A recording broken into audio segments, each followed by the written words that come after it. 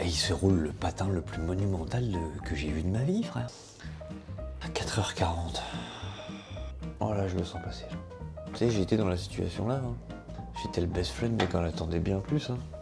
Mais au final, ça te bouffe. Hein. Pour rien. Parce que tu attendras tout le temps. Au final, tu ne te donneras aucun autre signe. Rien du tout. J'ai une autre anecdote, si tu veux. Le jour de mes 17 ans, c'était mon anniversaire. J'ai ma crush, comme tu dis.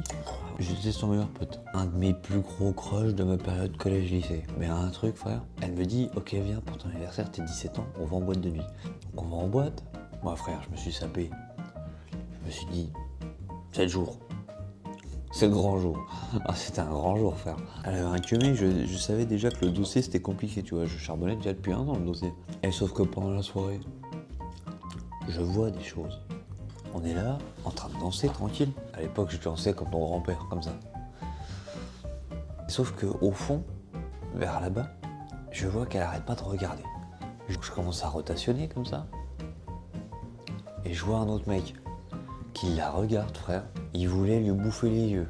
Et pas que les yeux, mon pote. Ah non. Il a cru que son cul c'était un Big Mac. Donc bref, je comprends le truc. Je me dis, frère, t'as qu'une seule solution, tu la bloques. Elle ira pas le voir. Il y avait un espèce d'angle dans la salle. Je danse comme ça. La meuf, elle est là. Je suis là, frère. J'essaye de bloquer. Faut qu'il continue de se regarder. Et à un moment donné, un moment de faiblesse, elle passe par là. Et elle passe comme ça. Une esquive à la Francis Ngannou, tu sais. Elle arrive, elle fait...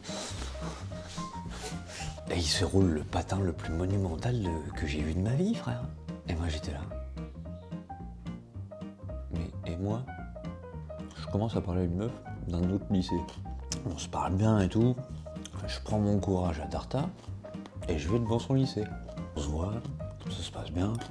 Elle me racontait qu'elle avait un ex, c'était un peu bizarre en ce moment leur relation, machin. Je dis ok. Donc j'y reviens une deuxième fois.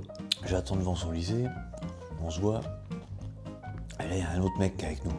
C'est le mec en question. Je sais plus pourquoi, il y a le mec, mais bon, il est là. Alors je pose sur un banc.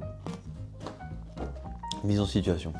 Dans la situation dans laquelle j'étais. Moi, à la gare, la meuf et le mec.